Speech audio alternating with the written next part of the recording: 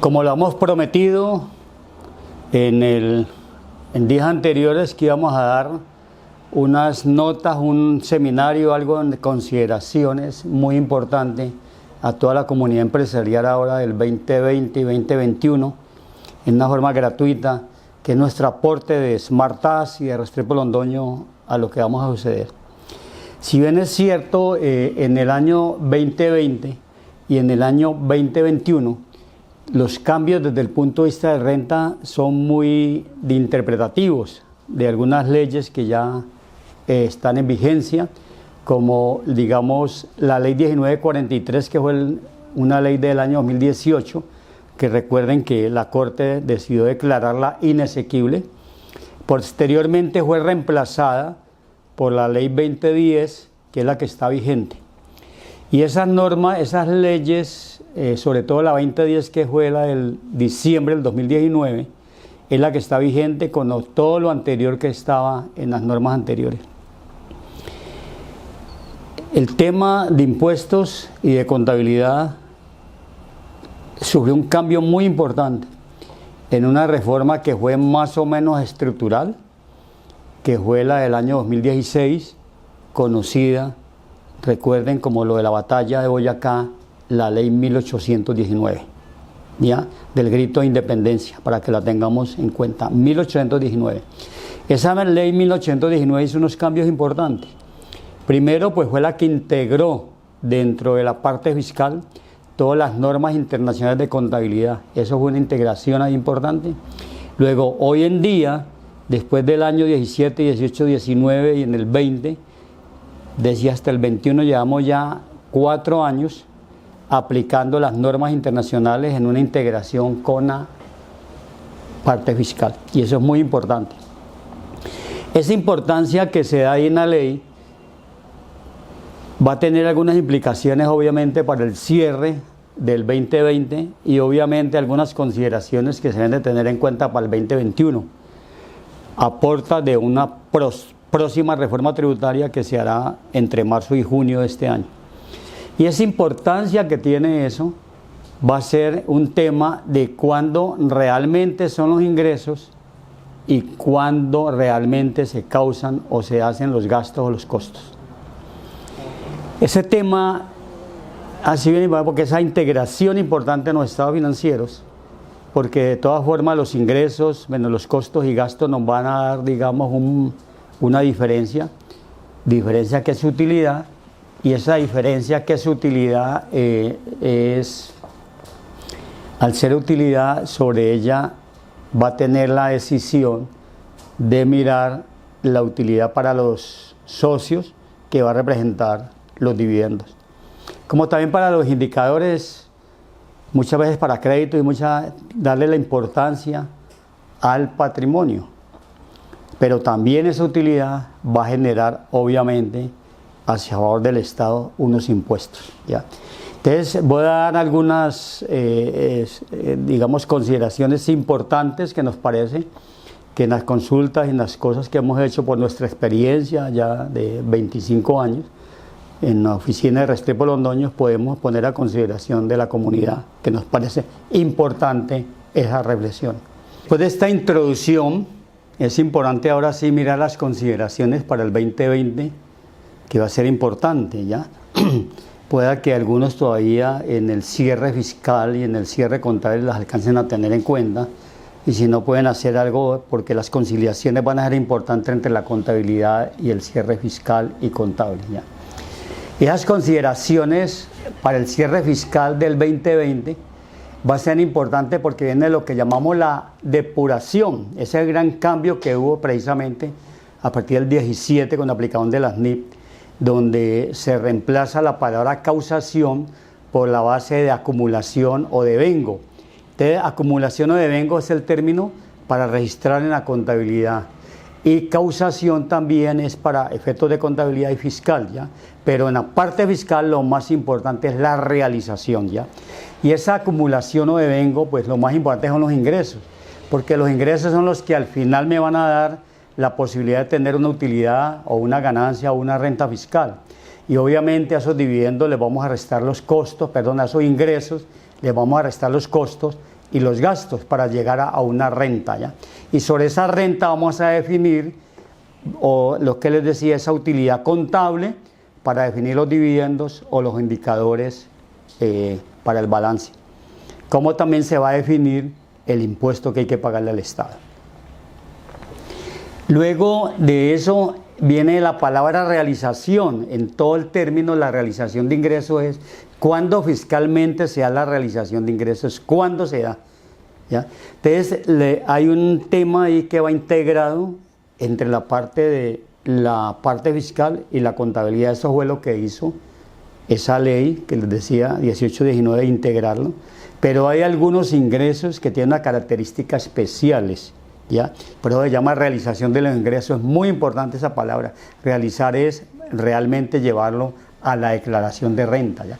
Y en esa realización quiero hacer una comparación entre lo que es el devengo o la acumulación y lo que es la realización fiscal, que es bien importante. Por ejemplo, los dividendos. Contablemente yo registro los dividendos cuando fueron en un momento dado que yo tenga el derecho a reclamarlos, ¿ya?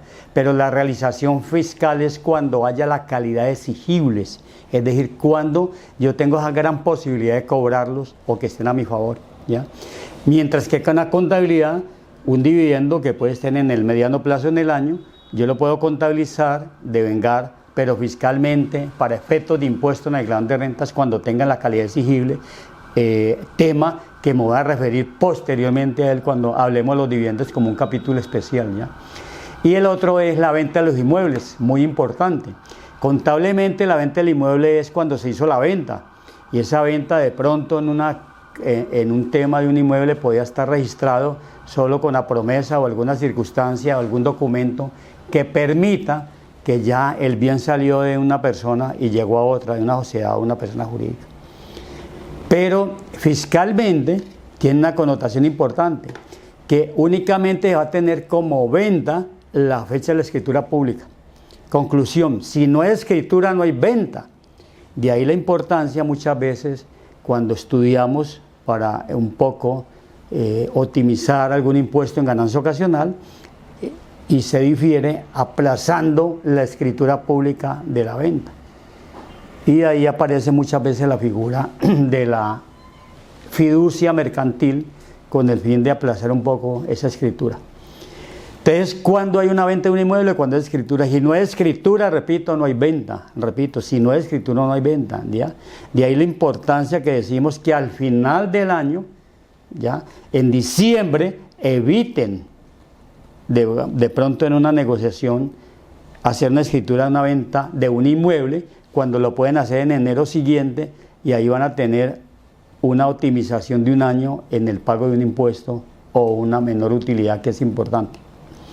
La otra es el ajuste por diferencia en cambio. Ese es un cambio importantísimo, es una reforma importante, en el sentido que esa diferencia en cambio, que anteriormente me la grababan, porque eso es un ingreso de papel, es una diferencia que se va apuntando, y en la volatilidad del dólar, que puede subir o bajar, pues no era razonable que cuando subía el dólar por la devaluación yo tuviera que pagar un impuesto por la devaluación del 30%.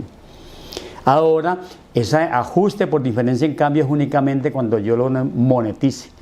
La norma dice cuando haya el reconocimiento inicial, cuando lo hice, cuando tomé el crédito o cuando hice la inversión, ahí en ese reconocimiento inicial ahí queda estática ese dólar, ¿ya? Si lo monetice lo traigo, o me hacen un abono porque tienen una cuenta por cobrar en dólares, o pago un pasivo en dólares, en esos momentos que haga ese movimiento es que yo realmente realizo la diferencia en cambio, lo contrario no. Es una gran importancia para las inversiones o las cuentas por pagar en el exterior. Hay otros ajustes que se dan porque están sujetos a alguna condición entre una persona y otro contribuyente, y ese ajuste está sujeto, por decir algo, a determinada condición, ¿no? En el Valle es muy usual, por ejemplo, el ajuste a las exportaciones que se da en la venta del azúcar internacionalmente. Los ingenios le hacen un ajuste al precio de todos los agricultores, y ese normalmente se conoce en enero. Entonces, independiente de que ese ajuste esté facturado en enero del 2021, debe reconocerse como un ingreso fiscal en el 2020, ¿ya? O alguna condición que haya donde yo tenga el derecho. Y hay una cosa importante ahí que me ha llamado la atención, son los subsidios del Estado. Esos subsidios del Estado que se dieron ahora en razón de, voy a evitar, pero no me gusta nombrar ni la palabra pandemia ni COVID, eso yo no lo nombro, yo no sé qué es eso, ¿ya? Entonces ese subsidio del Estado que se dio por la situación ahorita, ese subsidio del Estado por lo de la nómina, ¿ya? Lo del apoyo a la nómina de los empleados formales, del empleo formal, bien importante. Entonces, en diciembre salió la resolución para muchos diciendo que tienen derecho al subsidio en noviembre y diciembre. Sería importante que lo llevara a la contabilidad porque ya es un derecho que tiene, ya salió la resolución, ¿ya? Inclusive creo que en estos días se hicieron los desembolsos de ese subsidio. Yo voy a tenerlo en ese momento como ya un ingreso en mi contabilidad. Y la realización debe estar simultánea entre eso que se hizo en diciembre y lo que se hizo ahora. Es decir, que si ese subsidio, por decir algo, tiene un impuesto, pues lo contabilizo y va a tener un impuesto y voy a pagar renta por él. Entonces, la realización del ingreso, esa diferencia que hay, va a ser importante, ¿ya? No quiero referirme a algunos ingresos que son únicamente fiscales y que son teóricos, como por ejemplo los intereses presuntivos, que no se contabilizan. Los intereses presuntivos únicamente se llevan a la declaración de renta, ¿ya? Y ese interés presuntivo pues obviamente va a generar renta. Entonces eso es bien importante lo de la realización. Una vez yo tenga lo de la realización que vimos, recuerden que estamos en una definición de cuál va a ser la utilidad, para sobre esa utilidad, sobre esa renta, pues pagar un impuesto o repartir un dividendo en el tema contable. Y eso se llama renta bruta, esa gran diferencia que hay entre el ingreso y el costo, se llama renta bruta, ¿ya? Y esa renta bruta va a ser muy importante en la enajenación, que viene por algo importantísimo que apareció con las últimas leyes, que es la renta bruta, que se debe tener en cuenta el valor comercial, dice, de las operaciones que estén asignadas por las partes, ¿ya? Y ese precio de enajenación, que es nuevo en el sentido de que incluye los bienes y servicios, ¿ya? Es decir, ¿cuál es el valor comercial de un servicio? Bueno, había que establecerlo, es muy difícil, es muy subjetivo, no subjetivo. El valor comercial de las cosas sí se saben, ¿ya?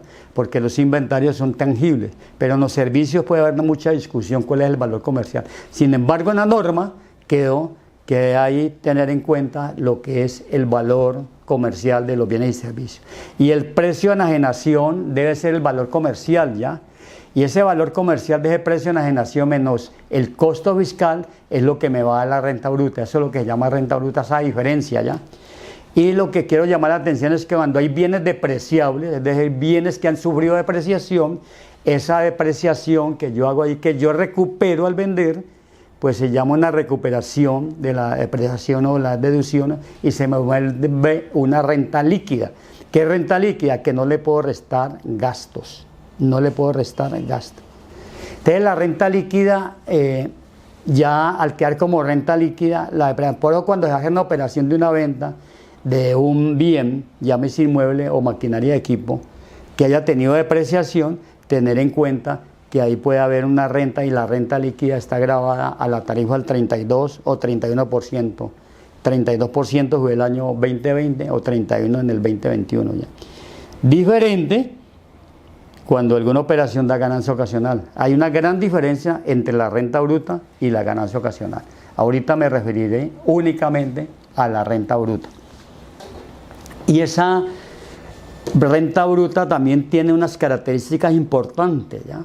Anteriormente la renta bruta en el valor asignado por las partes, lo que se determina en una venta de un bien o de un servicio, anteriormente podía haber una desviación del 25%, no era una desviación automática. Esa desviación que hay hoy en día cuando investiga la DIAN, lo máximo que puede haber es de un 15%. O sea que lo que más que se puede alejar a una persona en la venta de un bien o en la prestación de un servicio del valor comercial, lo máximo sustentado, no porque lo quiera hacer de otra forma, es una desviación del 15% en un negocio transparente, ¿ok? porque la transparencia en esto es muy importante. Y hay unos que son bien exclusivos en la definición, por ejemplo en la venta de bienes raíces, no habla de inmuebles sino de bienes raíces. Cuando hablo de, ustedes ven ahí en la presentación EP, escritura pública. En la escritura pública va a haber un juramento y en ese juramento se define que ese es el precio, que no hay ningún otro documento ni ningún otro papel que determine que hay una diferencia entre el valor de la escritura y cualquier otro valor o otro documento. Anteriormente era usual de pronto que hubiera una diferencia entre la escritura y la promesa de venta. Eso ya no se puede hacer porque ahora está bajo la grada del juramento, y la grada del juramento, si llevas una mentira, puedes llegar a tener una repercusión penal por una falsedad, ¿ya? Y ese precio de los bienes raíces no puede ser inferior al costo que esté determinado en la declaración de renta, ni al avalúo catastral, ni al autoavalúo, ¿ya? No puede ser inferior a eso. Eso es bien importante tenerlo en cuenta en la enajenación de bienes inmuebles o bienes raíces, como dice ahí, ¿ya? Ese artículo, pues que casi no me gusta mencionarlo, pero si alguien estudioso lo quiere ver, mire el artículo 90 del Estatuto Tributario. Y un cambio importantísimo para el reacomodo de las acciones, sobre todo en las sociedades de familia, ¿ya? Porque en las acciones o cuotas de interés social, que refiere a las limitadas o a las encomanditas, las acciones son, recuerden, las anónimas o las SAS, que no coticen en la Bolsa de Valores de Colombia. Sin cotización en la Bolsa de Valores de Colombia, las negociaciones no pueden ser inferior al valor intrínseco incrementado en un 30%. ¿Y qué es el valor intrínseco? El valor intrínseco es el valor contable en el patrimonio. Y ese valor intrínseco del 30% va a ser importantísimo, importantísimo, importantísimo cuando una sociedad tiene bienes inmuebles. Porque los bienes inmuebles en el patrimonio, a través del ajuste de las NIT, tiene algo que lleva al valor razonable o al costo. Es decir, lo que anteriormente tenemos como valorizaciones. Entonces el patrimonio de una sociedad que tenga inmuebles va a tener un patrimonio muy alto en consideración a las valorizaciones de esos inmuebles, al valor razonable o al valor catastral, es decir, por alguna razón que lo haya valorizado. Y eso va a ser parte del valor intrínseco. Entonces tener en cuenta que esta es una presunción, obviamente, de que no se puede vender por debajo de ese valor intrínseco incrementado en un 30%. Pero la persona no puede, porque ya con claridad uno le dicen, tú le voy a vender esto con el 30%. No, la DIAN tiene una gran posibilidad. ¿Qué posibilidad tiene la DIAN? Que si ella duda del precio, ella puede hacer flujo de cajas descontables, lo puede hacer. O puede hacer también el valor presente. O puede también irse a el EBITDA, decir tantas veces el EBITDA es la operación. Es decir, si yo hago una operación y únicamente la hice incrementando el 30%, lo que quiero decir que siendo una presunción, la DIAN en una investigación me lo puede desvirtuar y decir, no señor, usted ha debido vender más y no le acepto esto. Ya. ¿Cómo? Si yo vendí realmente por algo el menor del 30% porque dio la circunstancia, pero fue transparente y están todas las pruebas, pues lo demuestro. Es una presunción. Eso también está en ese artículo 90 que vale la pena tenerlo en cuenta. Una vez definamos la renta bruta, recuerden una cosa simple, que la renta bruta es la diferencia que hay entre el ingreso y el costo. Eso es renta bruta, ahí se llama ya. O lo que conocemos como utilidad bruta en el balance o en el estado de resultados. Después de la renta, ¿qué es lo que nosotros restamos? Los gastos. Los gastos en la parte fiscal se llaman deducciones. Son los gastos que le vamos a aplicar a esa renta bruta para aminorar obviamente la utilidad y sobre eso pagar el impuesto. Y esas deducciones también tienen una característica importante. Así como hay una realización de ingresos, hay realización de deducciones. Y obviamente esta realización también aplica para los costos, ¿ok? Pero los costos son los costos, y los costos, digamos, entre la contabilidad y la parte fiscal casi no hay diferencia. Y la realización de las deducciones son importantísimas porque algunas tienen unas condiciones especiales, ¿ya? Entre la contabilidad y la parte fiscal. Por ejemplo, la provisión de cartera. Tú haces en la contabilidad la provisión que hoy en día llaman deterioro de cartera, la que tú creas que es. Eso se llama provisión de cartera, el deterioro. pero fiscalmente hay una reglamentación para hacerla, ¿ya? Que depende de la antigüedad, poder restar el 5, el 10 o el 15, o en algunos casos el 33%. Pero hay un reglamento, ¿ya? En esa provisión. En cambio, contablemente tú puedes hacer la provisión del deterioro, porque una provisión me protege obviamente un estado de resultados que es muy importante. Y la provisión de beneficios a empleados también. Si hay alguna condición de los beneficios, llámese las prestaciones sociales y todo hacia los empleados, que ya se causaron, ya se hicieron en el 2000, en diciembre, pero que hay que pagarlos en enero, el tema de las cesantías, por ejemplo, ese es un beneficio. Yo debo de provisionarlas. El tema de las vacaciones que ya están realmente consolidadas, yo los contabilizo, están en mi balance, ¿ya? Y están en mi balance, están como un beneficio o una cuenta por pagar a los empleados. Pero fiscalmente, yo normalmente ella se va a los pagados. Entonces ahí va a haber un tema importante, como en el tema que vamos a ver ahora, de lo de las pensiones, cuando el gobierno por la crisis dijo durante 3 meses no pague el 20% y no pague el 3% de la seguridad social de entrepensión del trabajador y el empleado, ¿ya? Y ahí también viene lo del ajuste por diferencia en cambio. Así como en el ingreso se tiene alguna consideración que es en el reconocimiento inicial o en el abono, igual en la deducción para que sea un gasto, es en el momento que realmente se me dé el gasto por algún pago en moneda extranjera que haga. Pero los ajustes y esos otros ajustes que se vienen, incluyendo lo que les decía ahorita, lo de que es un tema bien complicado, bien importante, y va a tener muchas dudas, es el tema del pago de la pensión. El gobierno, repito, en consideración a la crisis, dijo durante 3 meses pagan únicamente el 3%. Ustedes recuerden que la Corte Constitucional echó para atrás esa norma, es decir, la declaró inasequible. Entonces, ¿qué pasó? El gobierno quedó de reglamentar cuándo pagamos esa diferencia que dejó de pagar durante esos 3 meses. Entonces yo en diciembre 2020, ahí hay una discusión importante, si es una provisión o un pasivo real. Algunos lo toman como un pasivo real, inclusive he sufrido críticas porque yo digo que es una provisión. Y yo digo que es una provisión porque es que no se tiene la certeza en qué momento se irá a pagar o no se va a pagar, hasta que no se regule. En ese momento en que se reconozca ya como un pasivo, porque el Estado me dice hay que pagarlo y me da un tiempo, en ese momento lo vuelvo un pasivo, pero inicialmente puede ser una provisión. Pero para mí, pues, esa discusión no lleva a nada, porque provisión en el derecho del balance o pasivo es igual. Pero miremoslo desde el punto de vista de la objetividad de la declaración de renta o del estado de resultados. A nuestro criterio debe contabilizarse como una provisión o un pasivo real, repito, eso no tiene importancia, y llevarse al estado de resultados. ¿Cuál es la pregunta? ¿Es deducible o no es deducible? ¿Ya? Porque esto de las pensiones, ¿cuándo es deducible? Pues cuando yo las pague. Como no lo pagué, ¿sería deducible o no deducible? Entonces ahí va a haber una discusión bien importante ya.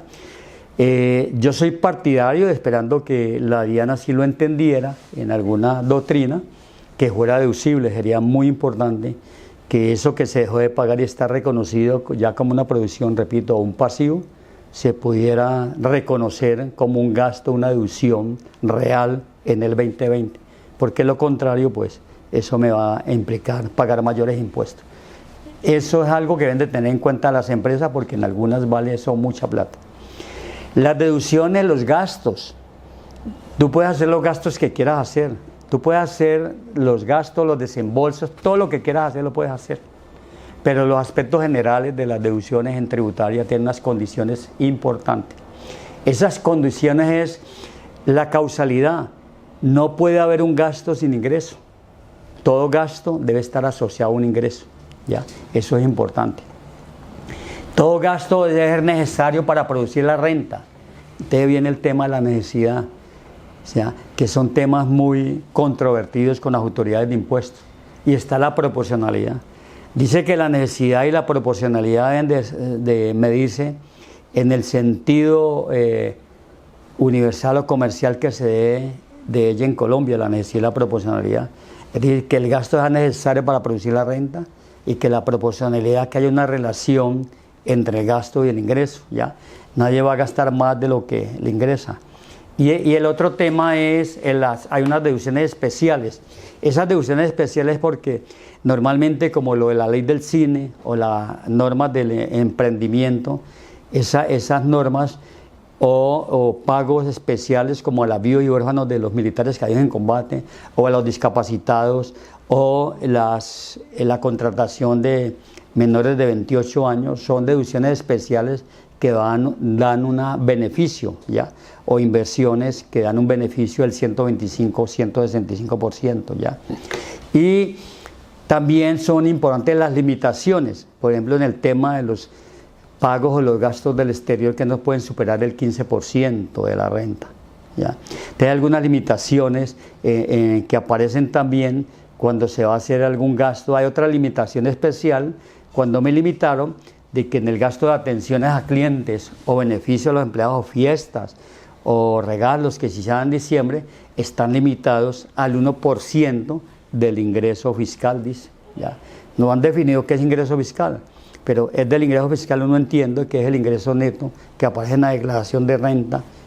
Entonces va a haber una diferencia entre ese ingreso, hay el 1%, yo me lo puedo gastar porque anteriormente eso lo tenían como no deducible, entonces hay una limitación. Esas limitaciones son importantes tenerlas en cuenta ahí en ese tema de las deducciones. Y el otro tema son los soportes. En el aire, los aviones. Los soportes son el documento que me soporta precisamente ese gasto o esa deducción, bien importante. Y esos soportes normalmente son de externos, ¿ya? Hay unos soportes que son internos, como el soporte de hacer una buena depreciación, es un tema interno que yo hago por dentro, ¿ya? O cuando hago algo por diferencia en cambio, son soportes internos. O cuando una provisión, son soportes internos que yo tengo. Diferente a lo de la factura electrónica, que es un soporte importante, porque todo lo que yo tenga de proveedores de bienes y servicios, es decir, de los insumos y servicios que yo compré, deben de tener la factura electrónica. Es un tema bien delicado, bien importante, que le tienen que poner cuidado por lo siguiente. Como esta factura electrónica casi que se volvió obligatoria, digamos, en el último bimestre, a partir de noviembre, y para algunos desde el principio, para algunos grandes, lo que quiero construir con esto es que en la factura electrónica, pues todavía, como es algo nuevo, ¿ya? Ahí todavía hay, digamos, como un beneficio en el sentido de que se pueda permitir que hasta el 30% de las deducciones o costos puedan estar sin factura electrónica. ¿Cuándo se mide ese 30%? Algunos opinamos que ese 30% se mide a partir del bimestre de noviembre y diciembre. Quiere decir que entre octubre y enero del año 2020 yo podría soportar con un documento diferente factura electrónica. Eso es bien importante porque yo creo que ahí van a haber muchos requerimientos de la DIAN por ese tema de no tener el soporte de la factura electrónica. Dejen a proveedor de bienes y servicios saber que de ahora en adelante, inclusive ahora a partir del 2021, lo único importante y lo único cierto como soporte para deducción es la factura electrónica. Y en el 2021, pues, la desviación que me dan para no hacerlo es del 20% únicamente. O sea que si mis deducciones fueron 1.000 millones, digamos, de los bienes que yo recibí, que me facturaron, todas deben de tener factura electrónica. Y lo máximo que no vayan a tener factura electrónica o un documento equivalente es un 20%, ¿ya? Y eso se va a dar mucho en algunos que son el soporte de costos y gastos y deducciones del documento equivalente, por ejemplo los peajes, ¿ya? O algunos costos menores que se pueden hacer, que van a estar muy cuestionados. Vamos a ver qué sucede con el tema de la factura electrónica. Luego, un tema importantísimo es que por la crisis, la disminución del inventario. Si yo disminuzco el inventario, aumento mi costo. Y aumentar mi costo, reduzco la renta bruta. Y al reducir la renta bruta, pues voy a reducir mi utilidad. Y en la disminución del inventario, pues tener en cuenta aquel inventario que es de fácil destrucción o pérdida, ¿ya? Que en el inventario de fácil destrucción o pérdida yo pueda deducir hasta el 3% del inventario inicial más las compras del año 2020. Es decir, mi inventario inicial, que fue con el que yo terminé a diciembre 31 del 19, más las compras que yo hice en el 20, ¿ya?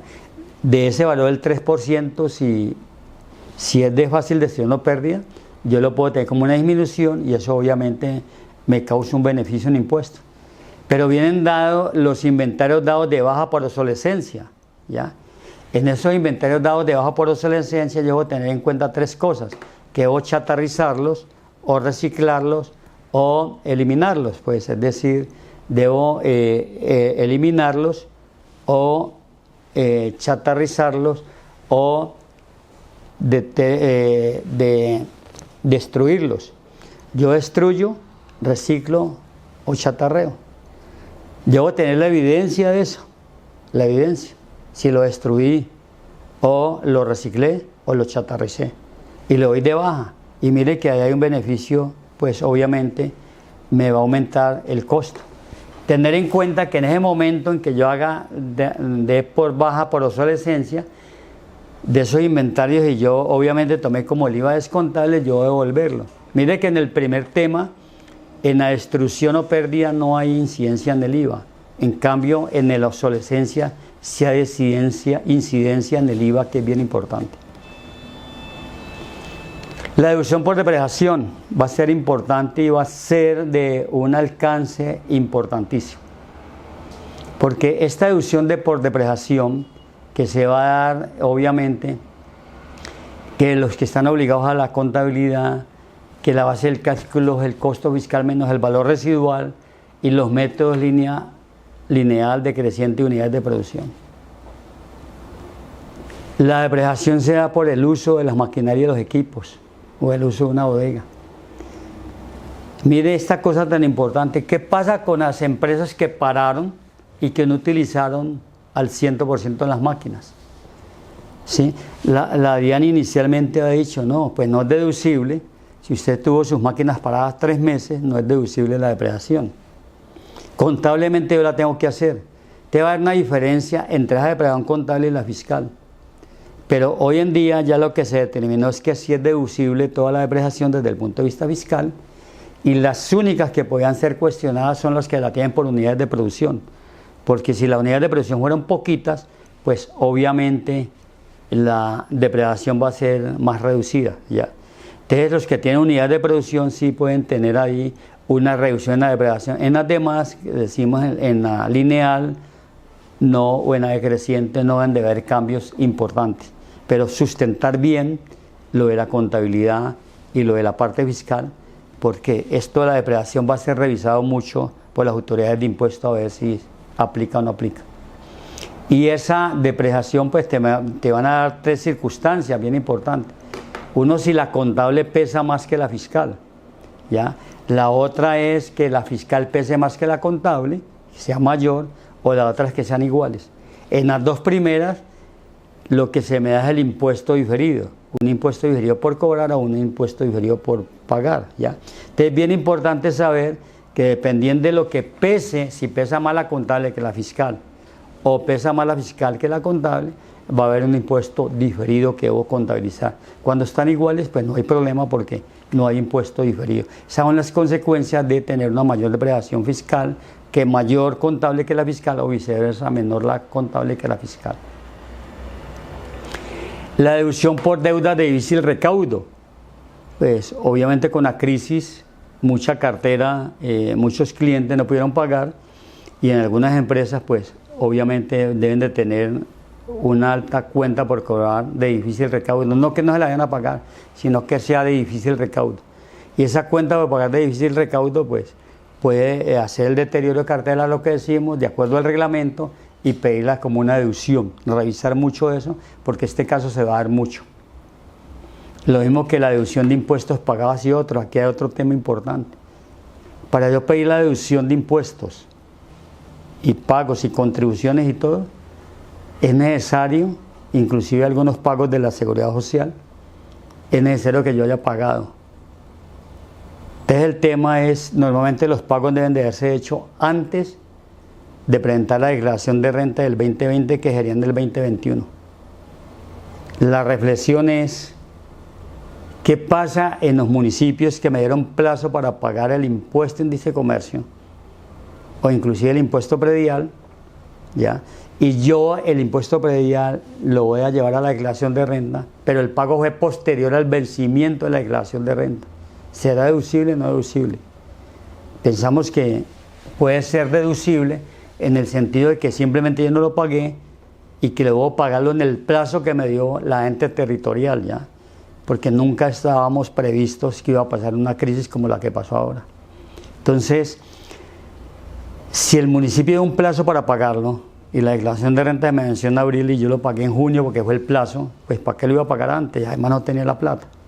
Creemos que en un buen juicio debe llevarse como deducible, porque yo de todas formas cumplí con el pago y en ese momento no lo hice porque el municipio, digamos entre comillas, me dio un placito adicional para que yo lo pagara.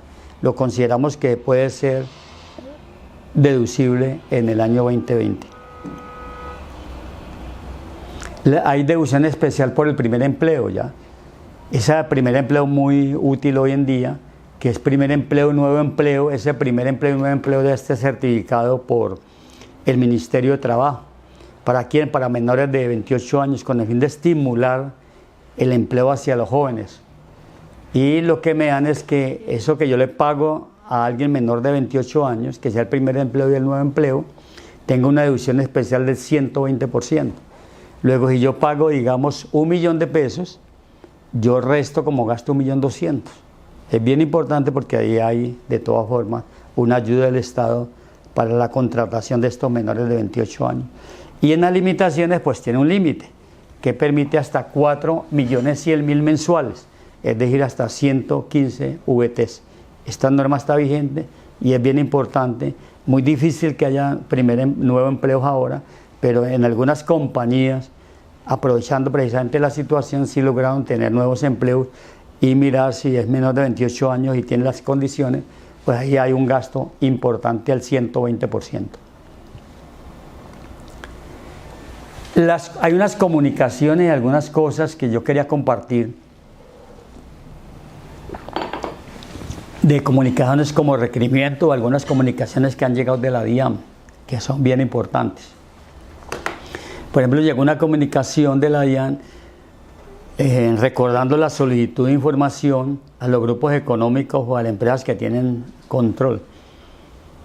Ese tema no tiene efectos fiscales, obviamente, pero pueden tener efectos sancionatorios, y lo que dice usted tiene que conciliar y mirar y mandar la información. Normalmente se manda, si la situación de control o el grupo económico está a diciembre del 2020, yo voy a consolidar y mandar una información que, si no estoy mal, antes de junio 30 del año 2021. Es un tema formal que debo hacer.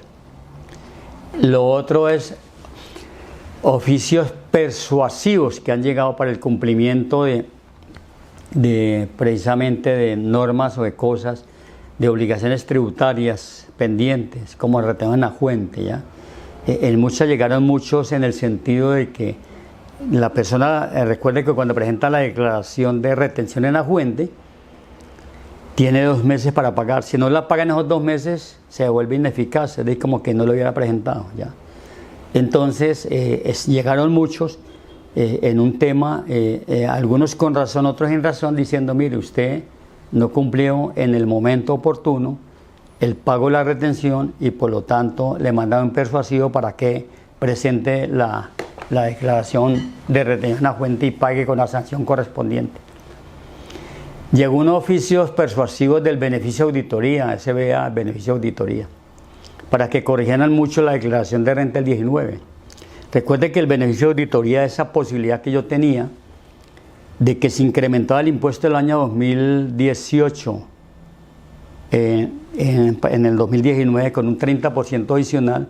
Es decir, si mi impuesto en el 2018 fue de 3 millones y en el 2019 fue del 30% más de 3.900, perdón, es decir, más de 3.900, más del 30%, yo me acogía, no necesitaba acogerme, sino que estaba en un beneficio de auditoría que indicaba que la declaración de renta, en vez de ser revisada a 3 años, iba a ser revisada a 6 meses. Sin embargo, curiosamente, como las declaraciones de las personas jurídicas más o menos se presentaban en abril, los 6 meses se vencían en octubre. Pero el hallar en los procesos de fiscalización, si mirado en las estadísticas, alguna duda, trató de romper ese beneficio de algunos contribuyentes. Luego, lo que quiere decir es que el beneficio no le garantiza en ese momento que lo está tomando, de que la declaración le puede quedar en firme, porque la DIAN en un momento dado tiene los elementos para romperle ese beneficio y verificar la exactitud de todo lo que esté en la declaración de renta, con retenciones y todo lo que esté al alcance. La sanción por corrección exógena. Encontramos que las personas eran conscientes que han cometido en la información que hay que mandarle a la DIAN lo que conocemos exógena, que hay un plazo para hacerlo. Muchas cometieron un error, se dieron cuenta y cuando corrigieron el error, la DIAN curiosamente ahora le está diciendo, mire, usted como corrigió, debe pagarme una sanción y ha estado cobrando una sanción por la corrección al exógeno.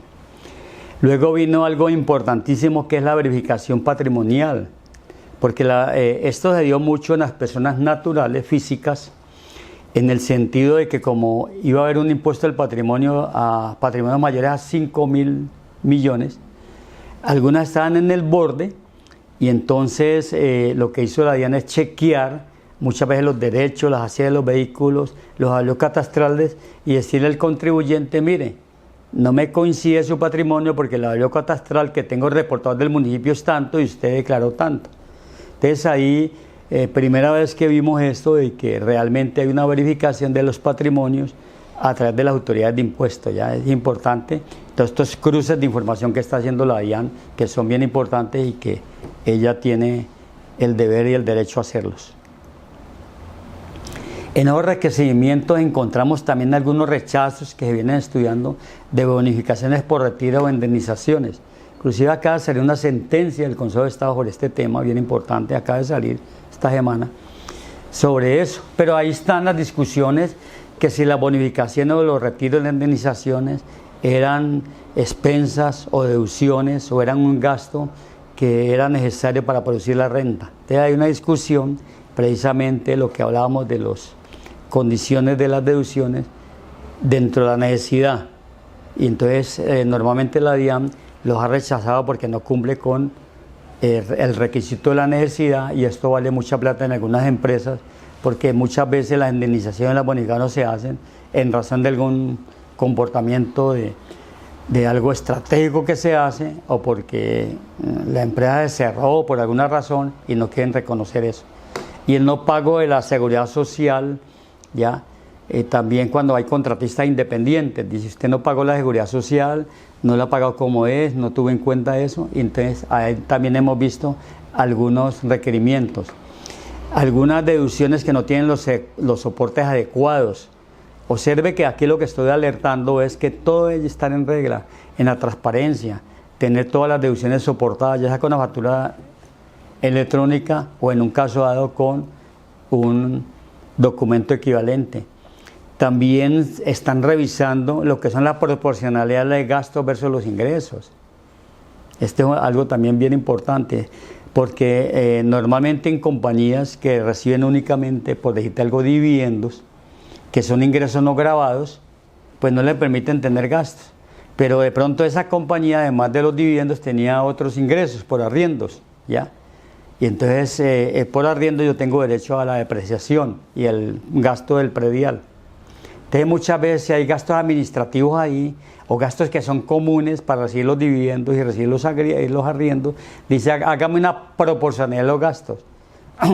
¿Ya? En una empresa de este tipo, todo lo que usted gastó en el gerente, en la contabilidad, no es deducible si recibe únicamente dividendos, sino que me tendría que hacer una proporcionalidad entre los gastos y los ingresos para ver qué gasto le valgo. Esto es algo nuevo que está también en boga a través de los requerimientos. La falta de soporte sí son pues obviamente reiterativos. Nosotros y mi socio Fabio insiste mucho en los soportes, las pruebas son bien importantes, ¿ya? Un gasto o un costo sin prueba queda muy mal para tener una discusión con las autoridades de impuestos. La falta de pago en algunas cosas. Hay unos requisitos, por ejemplo, en el tema de las contribuciones de seguridad social y los impuestos y las contribuciones. Un requisito para que sea deducible es el pago.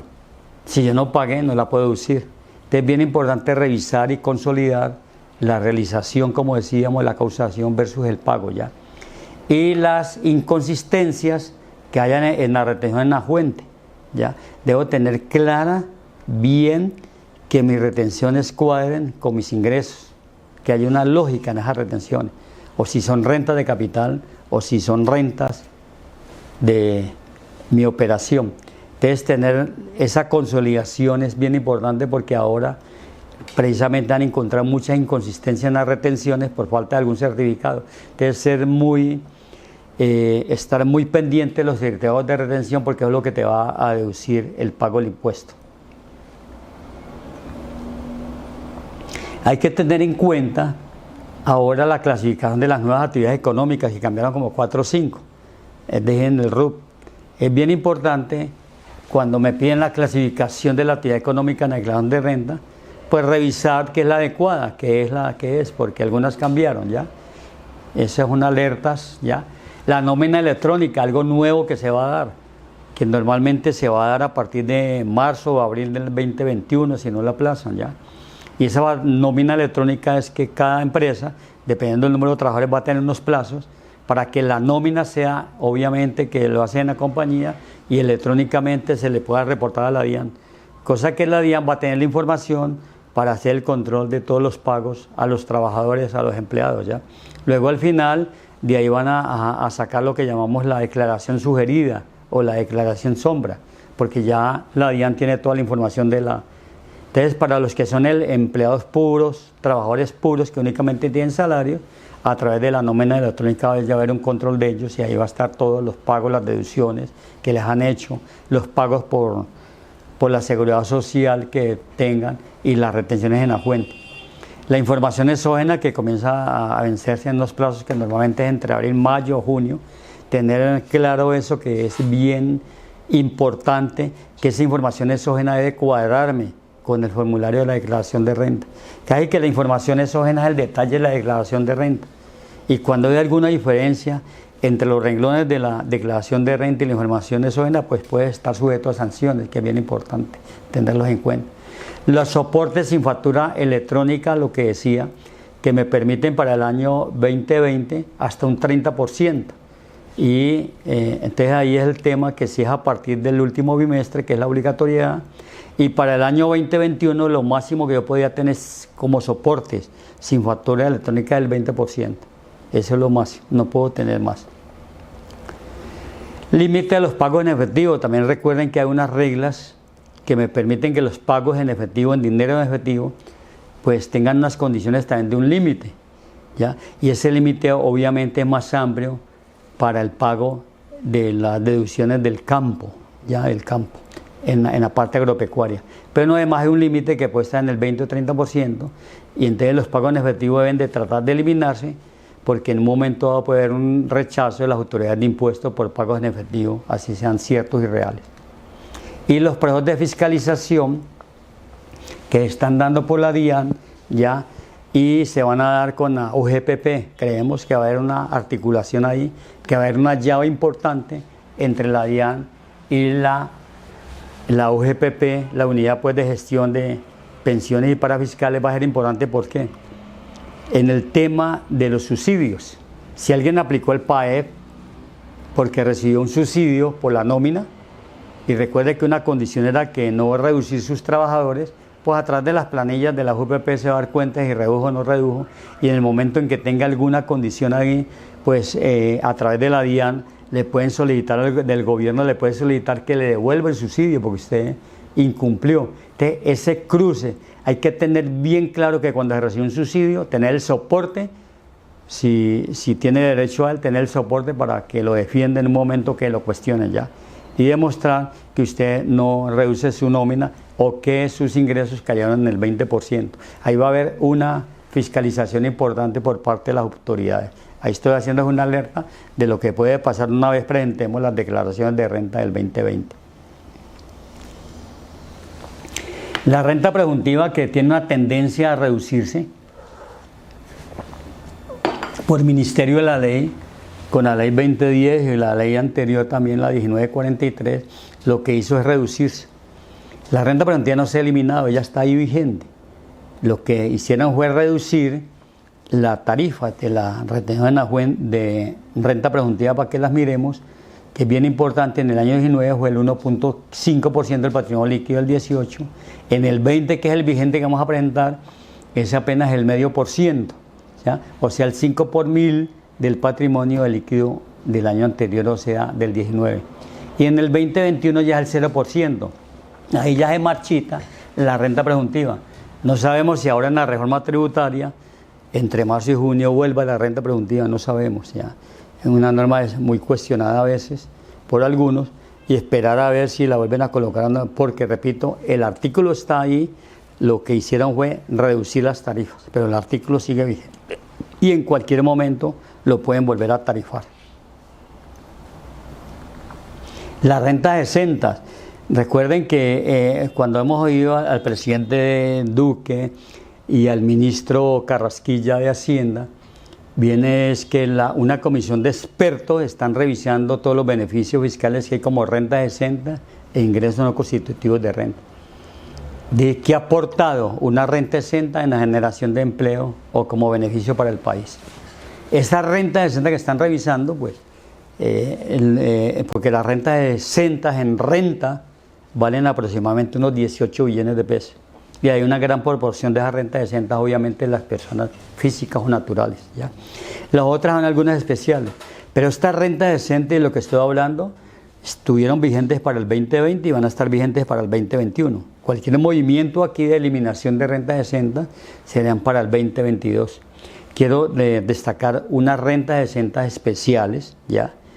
Por ejemplo, economía en naranja no lo coloqué, porque economía en naranja, pues yo he visto que son personas naturales más que todas las que están impulsando y se están llevando hacia la economía naranja, más que sociedades grandes que estén en el tema de la economía naranja. Pero aquí hay unas especiales que quiero rescatar, como la del campo colombiano. Es una renta exenta por 10 años, ¿ya? Siempre y cuando tu actividad comience antes del 31 de diciembre del 22, una exención por 10 años que me quede sin pagar impuestos. Y obviamente hay una clasificación de las actividades que yo puedo establecer para tener derecho a la renta exenta. Tienen un límite en los ingresos, lo vamos a ver, pero lo que debo saber es que si aplico a ella por un inicio de actividad antes de diciembre 31 del 22, todavía tengo 2 años para hacerlo, y aplico si aplica a través de la actividad, me aplica el tema de la renta exenta. Una inversión mínima de 54 millones, ¿ya? Un ingreso, mire que los ingresos tienen que ser máximo 290.000 VT, que son 10.500 millones, 10.530 millones de pesos, más o menos. Es decir, que yo tengo más ingresos de eso, pues no puedo estar en este beneficio. Entonces, es bien importante, ¿ya? Hay una generación de empleo que también le exigen, ¿ya? Y podemos ver un ejemplo entre las tres cosas, entre un cultivo, un tema agropecuario que esté en cabeza de una persona natural, que le vuelve un ingreso no laboral, cualquier cultivo que tenga, o si lo hago a través de una sociedad en la renta ordinaria, o si voy al simple, o me voy a la renta exenta. Tengo 4 posibilidades de hacer una sociedad o de tener una definición de esto. Entonces, como persona natural, pues el ingreso es 1.000, digamos costo y gasto del 55%, bien de encuentro en utilidad fiscal de 450. Repito, está en temas de cultivos y del campo, ingresos agrícolas. Entonces tendría un impuesto de 131%, que equivale al 31%. Esto es ejemplo para el 2021. Perdón, entonces voy a la tabla, y la tabla de personas naturales, como una renta no laboral, dependiendo del ingreso, puede ir entre el 19 al 39%. En este caso, la liquidación sobre 450 me da un impuesto de 131 millones para una persona natural. En una sociedad, si me da la misma utilidad, pues el impuesto es 140, que es el 31%. ¿Sí? Mire que son más o menos, digamos, similares entre la sociedad y la persona natural. Pero, gran ventaja del simple, tema que luego iremos a abocar más adelante con nuestro representante de Restrepo Londoño, Guillermo Garcés, que les va a hablar sobre este tema del simple. ¿Okay? En algunas consideraciones, algunos ejemplos que nos parecen importantes para el simple. Y en la utilidad en el simple, el impuesto se paga sobre el ingreso. Únicamente el ingreso sobre 1.000 millones serían apenas 339 millones de pesos, 39 millones. ¿Se ve esa gran diferencia que hay? Si yo lo observo, pues no hay duda de que lo mejor es irme al simple. Para pagar 39 y no 140 y 131. Un ejemplo real de lo que está ocurriendo. Y si me voy, obviamente, a una renta exenta, pues iría a cero impuesto, ¿ya? Entonces yo escojo si yo quiero pagar cero en una renta exenta, o 39 en el simple para no complicarme con la renta exenta, o estar en una sociedad con 140 o un impuesto de 131 como persona. Yo decido en los negocios, ¿ya? Entonces la renta exenta obviamente del campo pues tiene unas condiciones, tengo que presentar un proyecto, llevarlo al Ministerio de Agricultura, es decir, tiene unas condiciones, unos parámetros que tengo que cumplir y algunos estudios que debo de presentar. Eso no es que yo me voy a coger así alegremente y decir yo soy renta exenta, no, tengo que cumplir unas condiciones.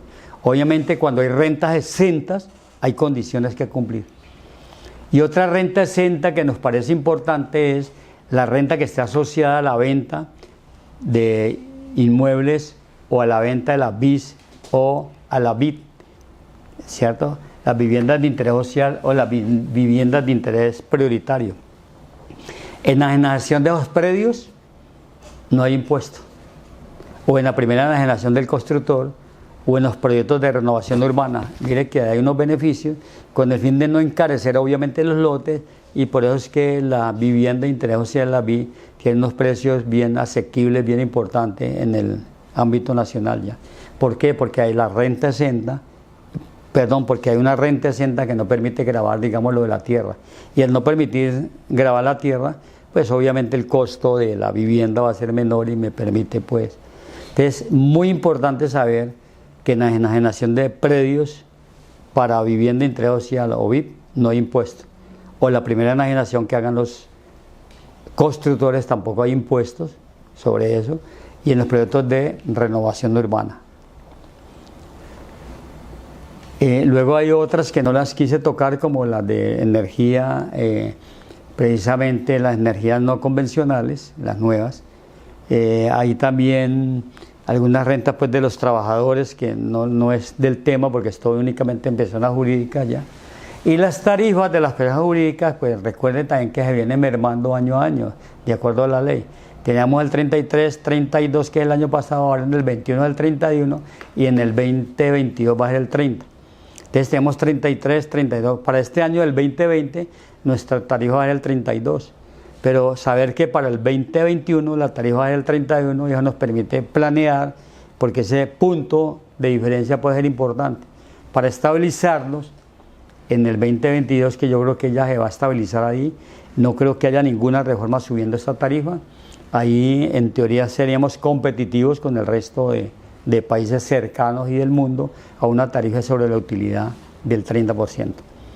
Creemos que en la reforma tributaria esta tarifa, por condiciones del Fondo Monetario Internacional, de la misma OCDE que estamos, no creemos que esta tarifa se vaya a mover, ¿ya?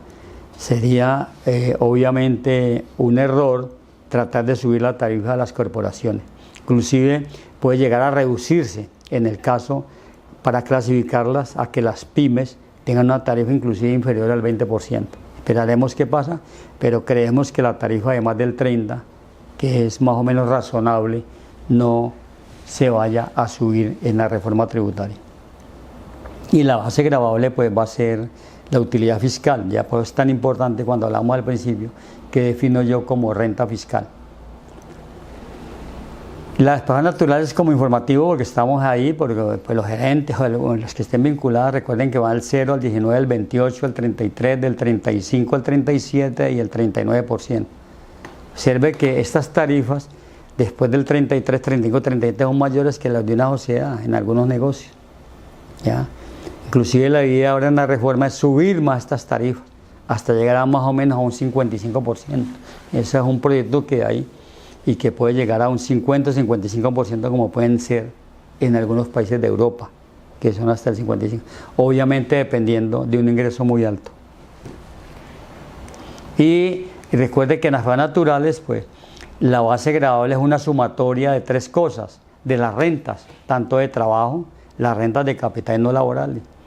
Al ser la sumatoria de las rentas, pues, ¿qué es lo que estoy subiendo? La base gravable. Y al subir la base gravable y determinar el impuesto, pues es mucho mayor. Anteriormente eran cedulares, ahora va a ser sumado las tres. Y al sumar las tres, pues obviamente me da consecuencia en un mayor impuesto.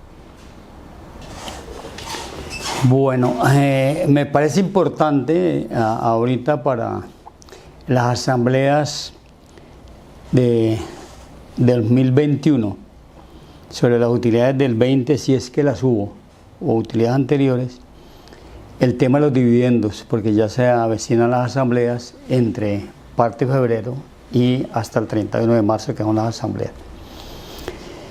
Y los dividendos comienzan a tomar mucha importancia desde su gravamen precisamente a partir del año 17, con la ley 1819, luego las modificaciones que hizo la ley 1943 y que se recogieron con la ley 2010, es importantísimo. Y los dividendos dentro de la estructura de impuestos siguen manteniéndose como un ingreso no constitutivo de renta ni ganancia ocasional. Pero ahorita aparece algo nuevo, que es un impuesto para quien recibe el dividendo a título de retención en una fuente.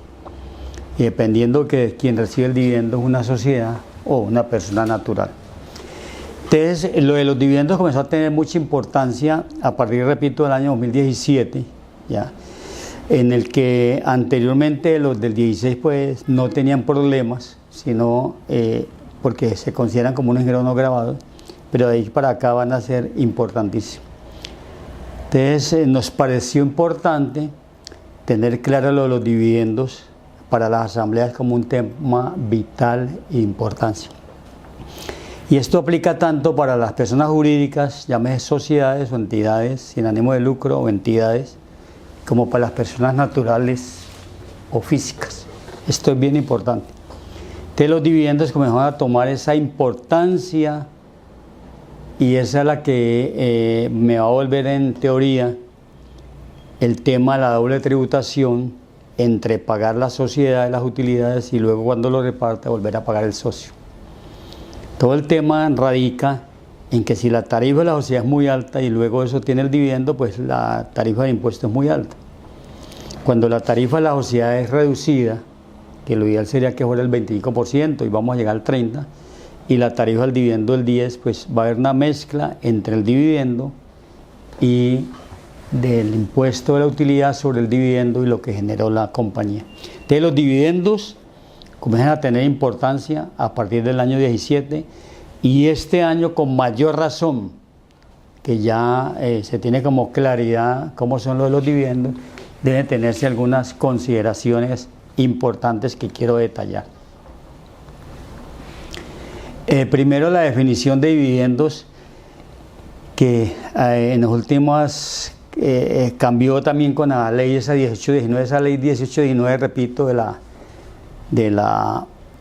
del 2016 fue bien importante, ¿no? La 1819, repito, día de nuestra independencia, 1819. La definición de dividendos en ese artículo 30 dice que toda distribución de beneficios en dinero o en especie, distribución de beneficios con cargo al patrimonio. O sea, lo que todo sea cargo del patrimonio, cualquier movimiento que yo haga en el patrimonio y cargar es reducir el patrimonio, cualquier beneficio, sea en dinero o en especie, va a tener consecuencias en impuestos. Y en dinero, dinero, y en especie normalmente se considera cuando se distribuye dividendos en acciones, que son los que se consideran en especie. Entonces, es bien importante esta definición, repito, que está ahí en ese artículo 30 del estatuto, que es bien importante. Pero ese mismo artículo estableció una cosa importante, que era que no se consideraba dividendo la disminución de capital y la disminución de la prima en colocación de acciones, ¿ya?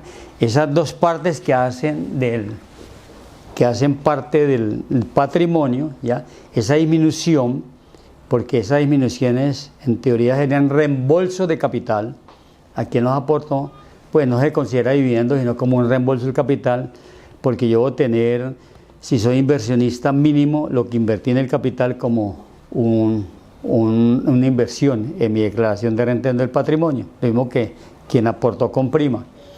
Luego, las disminuciones de capital o de prima en colocación de acciones, pues se tiene obviamente como un reembolso del capital y por lo tanto no se considera dividendo y por lo tanto no estaría sometido a impuestos.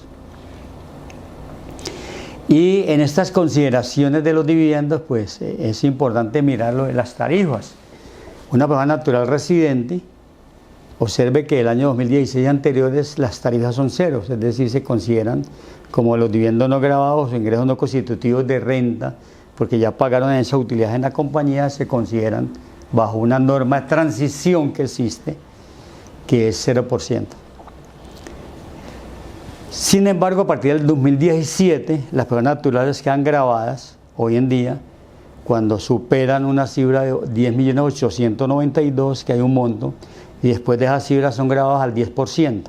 Menos de esa cifra no se graba con la tarifa del dividendo del 10%. Entonces, es bien importante en algunas sociedades que se vaya a repartir el dividendo, tener en cuenta en un momento dado que en vez de repartir, decir 12 millones, sería más prudente repartir 10, ¿ya? Porque sobre 10 no habría un impuesto al dividendo como retención a fuente. Y arriba de 12 millones, pues sí, voy a grabar más o menos sobre 1.108.000, estaría grabando con el 10%. Entonces, ese monto es bien importante, repito, en las sociedades de familia para las personas jurídicas, personas naturales, repito. Y que sean residentes. Ahora las sociedades nacionales, repito, antes del 16 una tarifa del 0 y ahora después del 17 una tarifa del 7.5. Y las personas naturales no residentes y entidades del exterior, antes del 16 0, pero ahora con el 10. Observa que el primer renglón y el último son similares al 10. Observa que en el primero una persona natural residente es a partir de 10.892.000. En el último, el no residente es el 10% sobre cualquier cifra, ya ahí hay un tema importante. Pero la tarifa es igual del 10%, que inicialmente hubo alguna diferencia y aquí lo que hicieron fue igualarla para que tuviera una equidad. Ahora cuando se reparte un dividendo grabado, que sería una locura, pero lo pueden repartir muchas empresas, ¿ya? Y ese dividendo grabado se da porque no han pagado en las utilidades de la sociedad, no pagaron impuestos. Como por ejemplo cuando veíamos en la renta exenta de BIS, viviendas de interés social. Cuando alguien vende un terreno para vivienda de interés social y lo toma como renta exenta, pues no ha pagado en la sociedad impuestos. Y al no pagar, cualquier dividendo iría como no grabado. Observe que la tarifa aquí antes del 16 anterior al 33 y en el 17 es el 38.8, porque hay una mezcla entre el impuesto de la sociedad y el impuesto de la persona. Y en las sociedades nacionales ese dividendo grabado sería al final del 37.1 y en las personas naturales no residentes y entidades del exterior del 38.8 igual al primero. Ese asterisco que ustedes ven con CDI son los convenios de doble imposición. Es decir, cuando yo voy a pagar dividendos al exterior, pues debo revisar los convenios de doble imposición, a qué tarifa, a cómo están sometidos los dividendos para hacerle la respectiva retención si hay que hacerla, ¿ya? Entonces ahí es un llamado de atención que en los países que tenemos convenios de doble imposición, pues revisar cuando gire el dividendo si va a tener una retención y un impuesto. Ahora, con este tema de los dividendos, ahí se paró Carlos, en los dividendos, la base de la retención a fuente por dividendos. ¿Cuál es la base? ¿Sobre qué base? Y la misma norma estableció luego con un decreto que que creo que es el 1457, que fue integrado al decreto único tributario, es el valor bruto del dividendo. Entonces, ¿qué dividendo va a votar? Sobre ese valor bruto del dividendo voy a hacer la retención de los dividendos que sean, repito, de utilidades del 17 en adelante. Ahora, ¿quiénes están sujetos a las retenciones por dividendos? Pues las personas naturales residentes, las personas naturales no residentes, las sociedades nacionales, ¿ya? Y ahí cuando doble cascada es que solamente se hace a la primera sociedad que se le reparte el dividendo, se hace la retención del 7.5. Y ahí en esa sociedad, al quien se le pagó el dividendo, ella, establece, ¿ya?, aferra dentro de su patrimonio una retención a favor de una persona natural futura que lo vaya a dar. Y cuando digo no es cascada, porque una sociedad reparte a otra y a otra, únicamente sobre ese dividendo, únicamente hay esa retención la primera vez del 7.5, ¿ya? Porque si fuera en cascada, pues obviamente puede hacer más la retención que el mismo dividendo. Entonces ahí para solamente las sociedades nacionales, repito, se hace por una sola vez y se guarda para el beneficiario final. Y en esa cascada es que precisamente cuando lo recibe esa sociedad o otra sociedad, pero cuando se lo traslade a la persona natural, es trasladable e imputable, dice, al beneficiario final. ¿Quién es el beneficiario final? Una persona natural. Al final, los dueños de las sociedades o los dueños de los dividendos, al fin, en lo último, eslabón, es una persona física natural. Entonces, esa persona física natural, al que le trasladaron esa retención, lo puede tomar como imputable él como beneficiario en su declaración. Entonces la puede acreditar en la declaración de renta, ¿ya? Cuando lo pueden es que usted vea, pues lo lógico es que lo acredite en la declaración de renta como un menor valor del impuesto de ese dividendo, ¿ya? Y ahí viene que cuando un dividendo se traslada a una sociedad, hay dividendo y esa sociedad lo traslada a otra sociedad, esa sociedad tiene otros recursos, otros ingresos. Ahí viene un tema cuando voy a repartir el dividendo, en qué proporción voy a trasladar la retención a fuente al beneficiario final. Dice que en proporción al dividendo y en la participación en el dividendo. Entonces ahí hay un tema medio oscuro también que no se ha definido bien, en la norma lo dice que debe hacerse en forma proporcional, pero hay que tener mucho cuidado al final cómo voy a trasladar esa retención a fuente que tengo en el patrimonio como un saldo débito, la voy a trasladar a un beneficiario final. Ya, porque si yo recibí un dividendo de 1.000 y le hice una retención del 7.5, pues, y si reparto apenas 1.500, pues se entiende que es 7.5, la base para lo del dividendo va a ser únicamente la mitad, el 50%. Luego, en teoría, yo voy a trasladar también la mitad de la retención en la fuente, ¿ya? Es bien importante eso. Y al final, pues obviamente, al beneficiario final no se le puede hacer una retención que supere lo que está establecido en la ley, que es el 10%. Podemos concluir que si una sociedad llegó el 7.5 y posteriormente a la sociedad le reparte una persona natural con el 10, pues debe retener el 2.5 para completar el 10.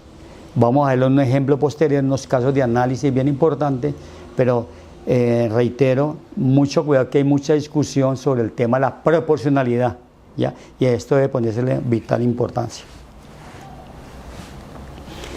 Las sociedades o entidades del exterior también están sujetas al impuesto al dividendo, ya lo vimos.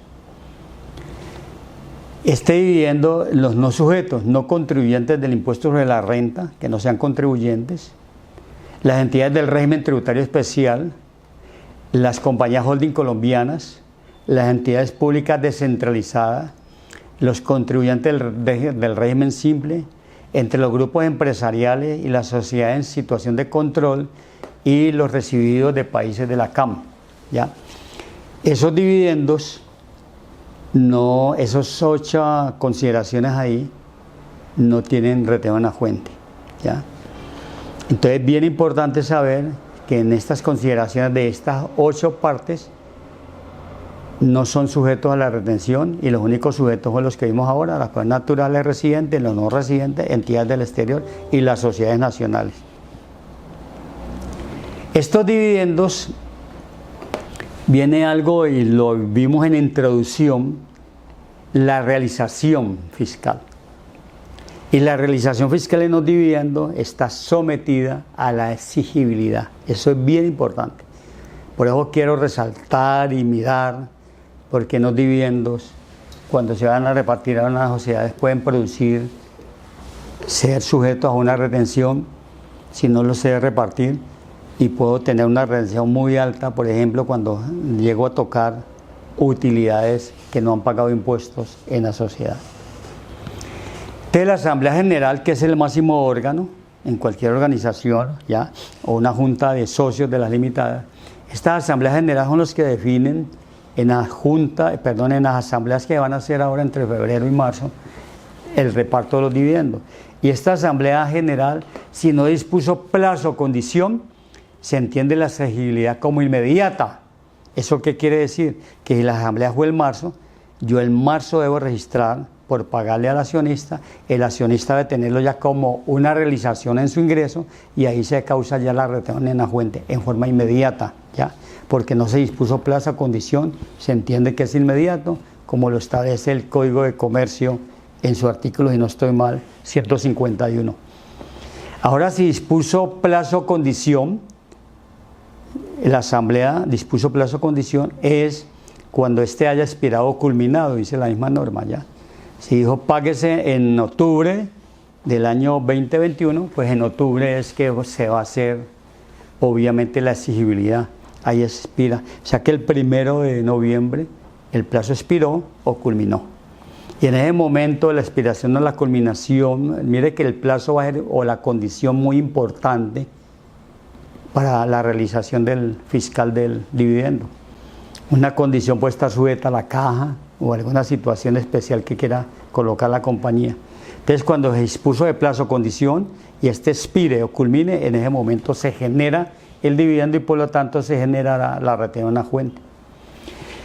Estos dividendos debe tenerse en cuenta que cuando son decretados, pagados, abonados en cuenta en calidad de exigibles, lo que ocurra primero, ya sea que la decretación, el pago o el abono, lo que ocurra primero, dice la norma, ¿ya?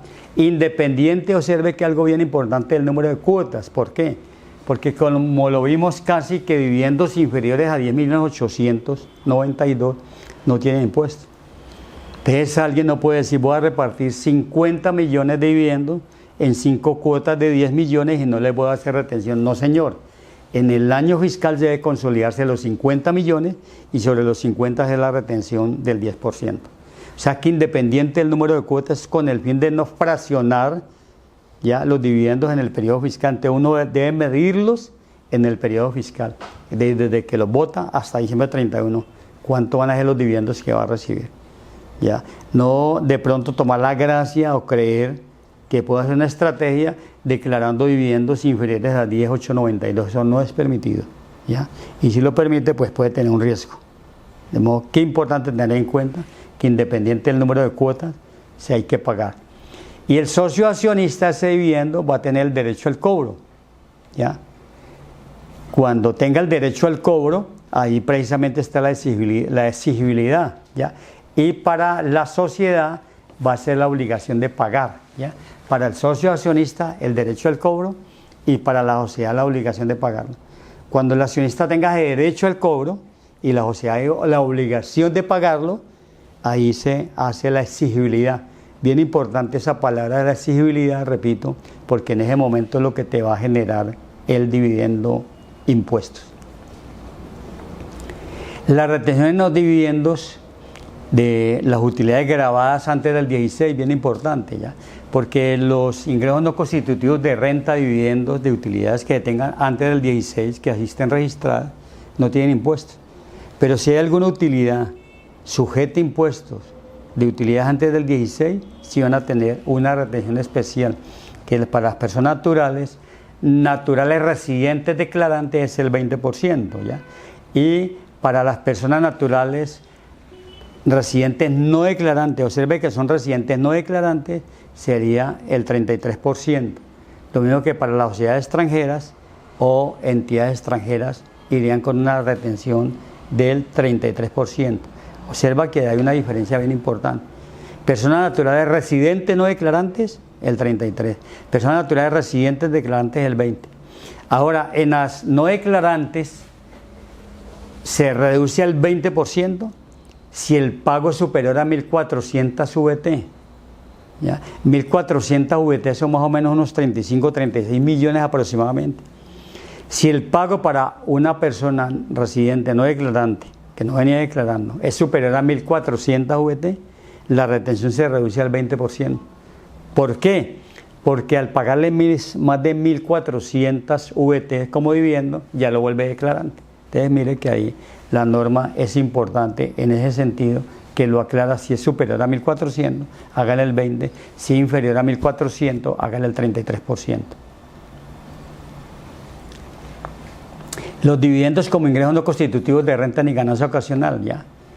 Cuando estos dividendos, que son ingresos no constitutivos de renta ni ganancia ocasional, en el evento en que la renta fiscal, ¿ya?, sea mayor a la utilidad contable, entonces cuando yo depure el máximo dividendo distribuible fiscal es mayor al contable, observa que hay una diferencia. Entonces, me parece que sabiamente la norma dice, mire, para que no pierda esa diferencia, porque su renta fiscal es 1.000 y la contable para distribuir es 1.000 fiscalmente y la contable es 800, usted esos 200 se le devolverían un ingreso grabado. Entonces le dicen, no, como es ingreso no constitutivo, yo se lo voy a respetar. Entonces, cuando la utilidad fiscal, repito, la renta fiscal ya depurada es mayor a la utilidad contable, me dan una oportunidad que yo lo reste con lo que conocemos como carry forward, yo lo puedo restar en los 5 periodos siguientes de las utilidades grabadas. Esto es bien importante y es estratégico, que ahí me sobra, cuando hago el cálculo de entre la renta fiscal y la contable, me sobra, yo puedo tener en los 5 periodos siguientes esa posibilidad de aplicarlo sobre utilidades grabadas. Y también me da la oportunidad de echar reversa, el carry va cuando son 2 periodos anteriores, también sobre utilidad grabada. Entonces yo decido si me voy a los 5 periodos siguientes o me devuelvo 2 años sobre utilidad grabada. Mire que ese reparto de vivienda en este caso es bien importante. ¿Cuándo ocurre esto? Cuando la renta fiscal es mayor que la contable. Cuando hay, por ejemplo, muchos gastos no deducibles, ¿ya? O inclusive cuando hubo en la renta fiscal, por ejemplo, algunas presunciones como interés presunto. Es decir, cuando la renta fiscal es superior a la contable, ahí se genera esto. Y esto a veces se da, repito, en cambio muchas veces tenemos una utilidad contable mayor a la fiscal, como es el caso de las rentas exentas, por ejemplo. Para la contabilidad no hay rentas exentas, la utilidad es una sola. Entonces la renta contable, en el caso de las viviendas de interés social, cuando las vendo, yo tengo una utilidad contable alta, pero la renta fiscal puede ser 0, ¿sí? Se va al contrario. Pero normalmente cuando la renta fiscal, que es el caso, es superior a la utilidad contable, reitero eso, hay una posibilidad de aplicar lo que llamamos el carry forward o el carry back en los periodos siguientes o anteriores. Entonces es bien importante, porque en las compañías esto va a haber una diferencia entre el dividendo grabado del 38% que ya vimos al 10%. Es bien importante tomar esta situación en algunos casos. Y los dividendos en especie, pues. Los dividendos en especie, ya dijimos, normalmente son en acciones y son las capitalizaciones de utilidades o reservas. Hay que tener en cuenta esas utilidades o reservas de cuándo son. Es decir, la capitalización de utilidades o reservas después del 17 van a generar impuestos. De ahí que mover las cuentas del patrimonio en un reparto, a través de la asamblea, en un reparto viviendo capitalizaciones. Mi alerta es que estén pendientes si eso puede generar o no generar impuesto como dividendo. Es una alerta, mírelo. No es que no pueda repartir, es una alerta, mírelo, ¿ya? Porque normalmente a veces no le tienen cuidado a estas capitalizaciones y muchas veces las entidades financieras son muy proclives a que todo mundo capitalice utilidades o reservas con el fin de aumentar el capital. Ese aumento del capital o esa reserva le puede llegar a generar un impuesto por dividendo, ¿ya? En cambio hay una norma especial que dice que la capitalización de la cuenta de revaluación del patrimonio hay una norma especial, se considere como un ingreso no constitutivo de renta ni ganancia ocasional. Entonces, cuando yo capitalizo la cuenta de revaluación del patrimonio, en ese caso específico es un ingreso no constitutivo de renta y ganancia ocasional y por lo tanto no estará sometido a retención en la fuente por dividendos. Bien importante eso. Es la única cuenta que claramente se puede capitalizar sin que genere impuestos. Bueno, después de haber analizado todo este tema del reparto de los dividendos y las consecuencias que tienen los dividendos ahora para las asambleas que se van a realizar entre febrero y marzo del 2021, nos pareció importante tener unas consideraciones a tener en cuenta para estas asambleas en el reparto de los dividendos, porque el acta o las mismas decisiones que tomen en la asamblea pueden llegar a causar un impuesto en las sociedades o no causarlo. Y también va a haber un efecto de la caja porque depende de la exigibilidad cuándo lo voy a pagar. Es importante esto, que son consideraciones que deben de tenerse en cuenta en la asamblea y sobre todo cuando vayan a realizar el acta de la asamblea, porque ahí posteriormente se volverá un elemento soporte, una prueba bien importante en el sentido de cualquier tema que se vaya a hacer con la administración de impuestos en una revisión o una revisión de uno para tenerlo como prueba. ¿Ya? Y las consideraciones a tener en cuenta son las siguientes. Uno, lo del Código de Comercio, que obviamente los balances deben de ser balances reales y fidedignos, es decir, ciertos, que estén ya registrados con los informes y las firmas tanto del gerente, el representante legal, contador y los revisores fiscales.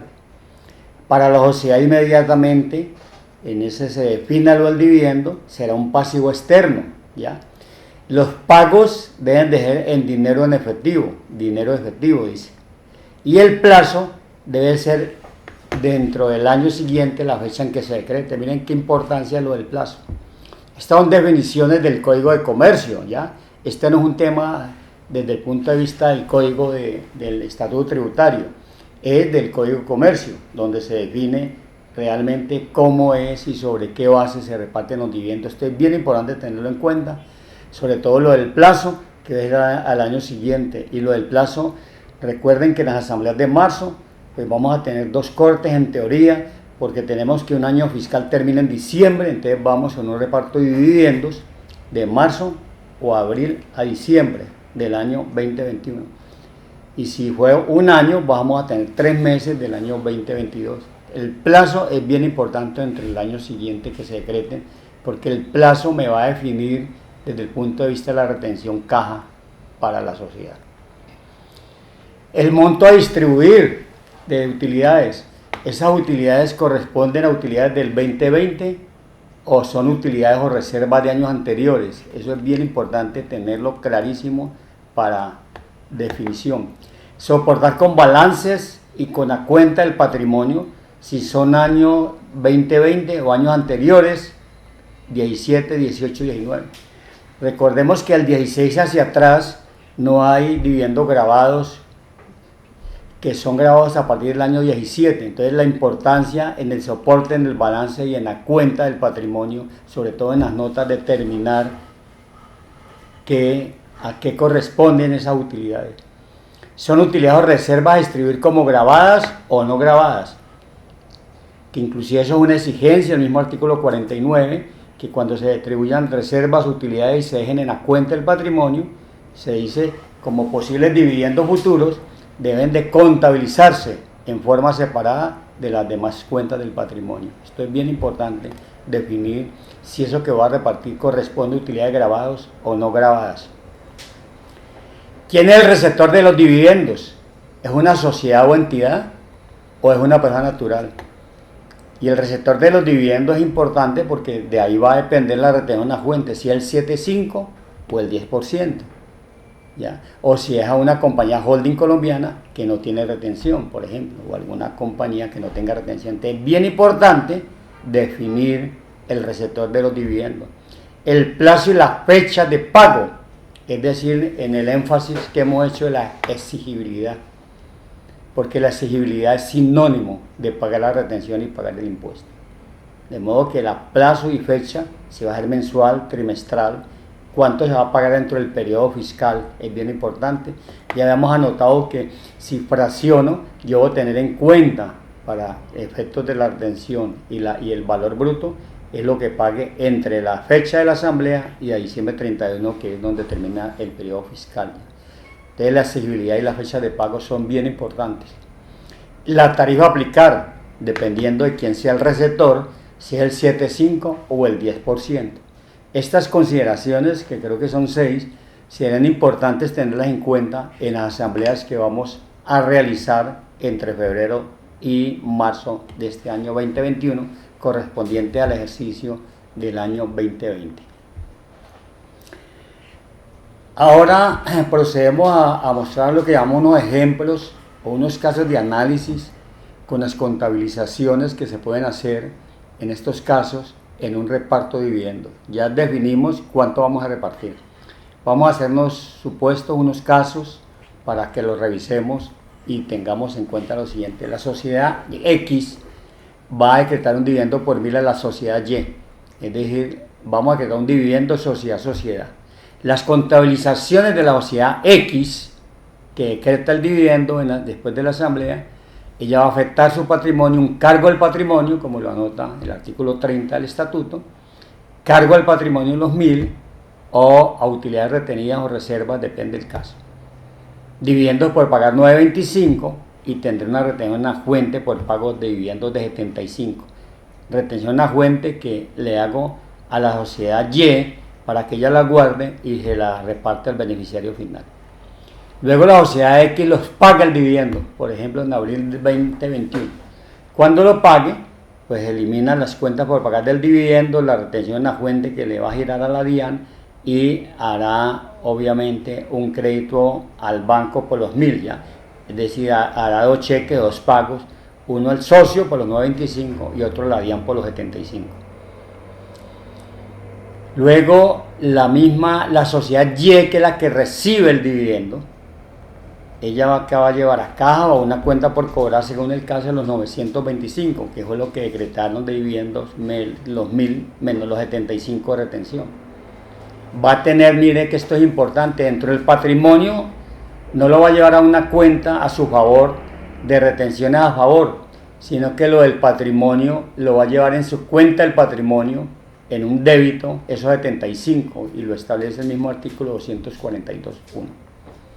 Y el ingreso por dividendo va a ser 1000 o va a afectar como menor valor la inversión en el método de participación. Entonces toma las dos decisiones, o va al estado de resultado de los 1000 como un ingreso o va como menor valor de inversión en el método de participación.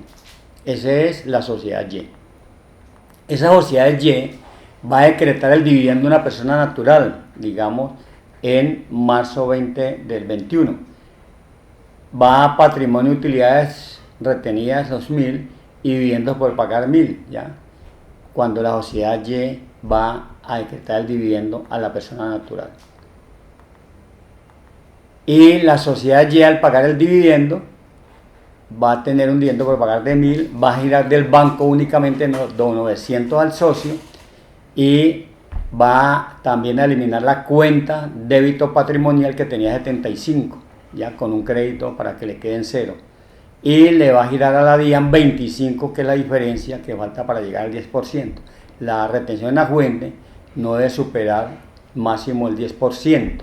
¿Ya? Entonces 75 que la sociedad X había retenido, que yo los tenía como guardados en teoría, y luego los 25 que yo debo hacerle. O sea que la DIAN recibió 75 de la sociedad X y ahora recibe 25 la sociedad Y. ¿Cuánto le pagamos de dividendo? 100. Eso es bien importante lo que ocurrió ahí. En la sociedad Z va a decretar un dividendo por 1000 a una persona natural. Cuando decrete ese dividendo, las contabilizaciones de la sociedad X al decretar afecta el patrimonio, carga al patrimonio los 1000, ya sea utilidad del ejercicio, utilidad retenida o reserva, y tendrá un dividendo por pagar 900 y una retención en la fuente por pagar de 100 a favor de la DIAN. Esa sociedad X, cuando paga la retención del dividendo, pues elimina el dividendo por pagar de los 900, le gira la DIAN los 100 por el pago de los dividendos y retira del banco los 1000 o por un traslado o un cheque. Te vuelvo y repito, le paga al socio los dividendos por pagar de 900, le paga la DIAN los 100 y retira del banco los 1000. Eso es bien importante y las consideraciones a tener en cuenta en la sociedad X. La persona natural, ¿qué hace? La persona natural es una realización cuando ya reciba, que ya ese fue exigible y ya le pueda cobrar, que le entra su denuncio rentístico. Esta persona natural tendrá un ingreso de 1000, ¿ya? Si lleva o no lleva contabilidad, pues será un tema de ellos, y tendrá una fuente por dividendos de 100, ¿ya? Ella va a decidir al final, porque ella recibió 900, si lleva contabilidad, pues hará el registro correspondiente. Si no lleva contabilidad, pues tener en cuenta que el certificado al final va a tener un ingreso de 1000 por dividendos y una retención en la fuente a favor de 100, y va a recibir un cheque de la sociedad, en este caso Z, por 900. Esto es bien importante tenerlo en cuenta.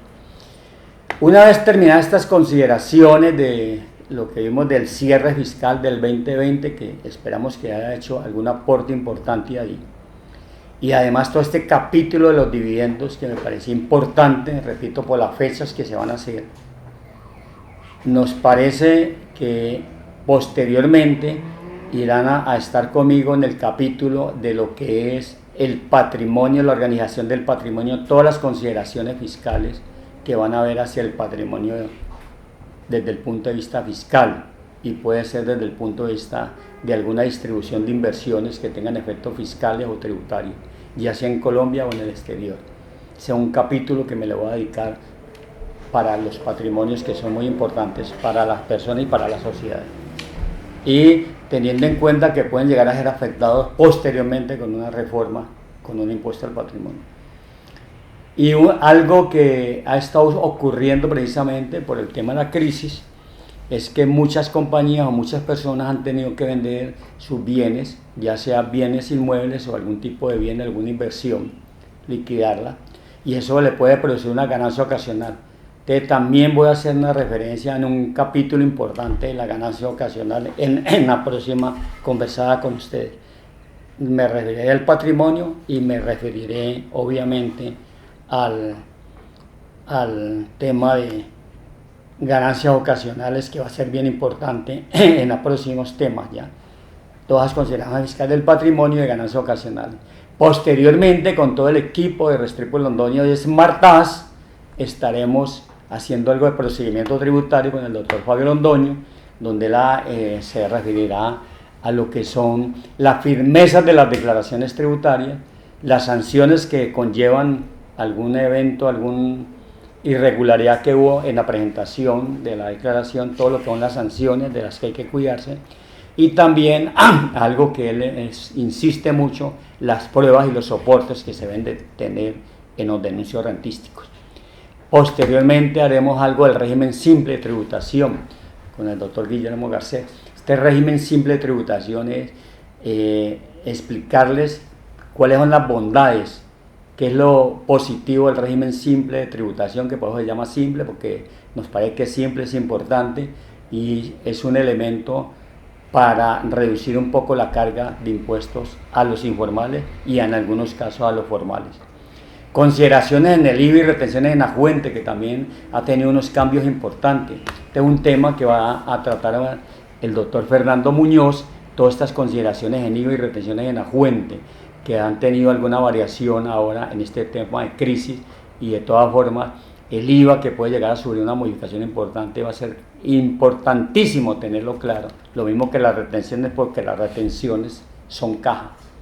En el derecho corporativo, la doctora Inga Haspien nos va a hablar de todo lo que conlleva la importancia de las SAS, y además de la importancia de las SAS, los últimos cambios que hubo con la ley de diciembre 31 del año 2020, si no estoy mal, la ley 2069, que hace unos cambios importantes desde el punto de vista inclusive de liquidación de sociedades, y la liquidación de sociedades pues va a tener efectos de impuestos. Entonces, ella tratará este tema como derecho corporativo. Posteriormente, el doctor Ari Arias y Gustavo Calderón hablarán de todo el tema de la seguridad social y todas las implicaciones que hay con AUGPP. Esto es también bien importante porque de todas formas es algo que tiene que ver como contribución y tiene que ver algo con los tributos. Este es un tema que atenderá el doctor Ari Arias con el doctor Gustavo Calderón. Posteriormente, los impuestos territoriales. Algunos municipios o algunas ciudades han hecho cambios en sus estatutos tributarios locales. Estos impuestos territoriales será un tema que irá a abarcar el doctor Daniel Vizcaya. Impuestos territoriales, sobre todo aquí en la ciudad de Cali y en las capitales como Bogotá y Medellín, que ha ocurrido y que va pasando con la integración que hay entre el simple y los impuestos territoriales, bien importante, incluyendo el ICA y el predial. Y por último, como las declaraciones de renta de las personas naturales se presentan a partir de agosto, por eso lo tenemos de último, la doctora Sandra Patricia Saavedra se va a referir a las rentas por personas naturales, cómo se debe declarar, porque los formularios han sufrido unos cambios. Entonces el cambio cedular ella lo irá a explicar en su momento en todo ese tema.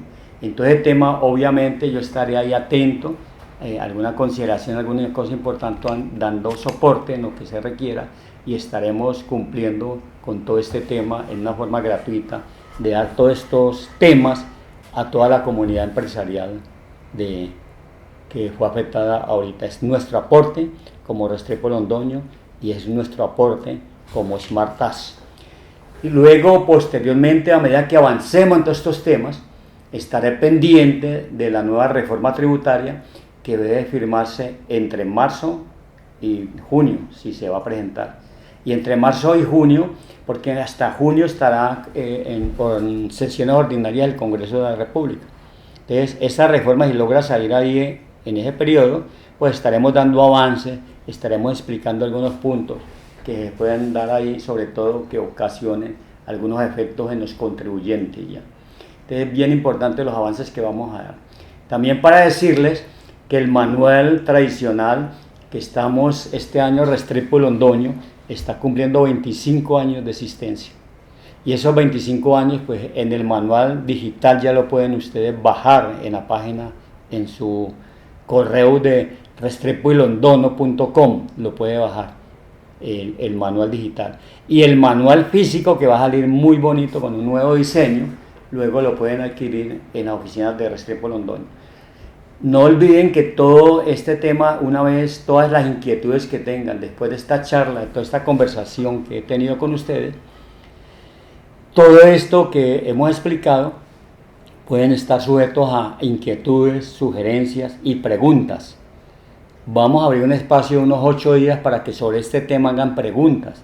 Y esas preguntas deben de escribirlas a smartas@restrepoylondono.com. Al final de la página lo van a ver. Esas preguntas, todas esas dudas las pueden escribir en smartas@restrepoylondono.com. Y esas preguntas nosotros las iremos a clasificar y las iremos a contestar en un tiempo también muy rápido de las inquietudes que puedan tener. Bienvenido cualquier comentario y bienvenida a las preguntas, que estamos para servirles a toda la comunidad. Esto es un aporte, repito, en esta época de crisis de Restrepo Londoño y SmartTAS. Muchas gracias y buen viento y buena mar. Gracias. Una observación importante, los que estén viendo este video, abajo pueden ver el link donde pueden hacer la prescripción para los futuros temas que vamos a tratar, con el fin de avisarles oportunamente y que estén pendientes de cuándo lo vamos a hacer. Abajo deben de hacerlo en el link que está abajo, hacer la prescripción, porque inmediatamente nosotros, cuando salga el nuevo tema, les estaremos anunciando. Muchas gracias.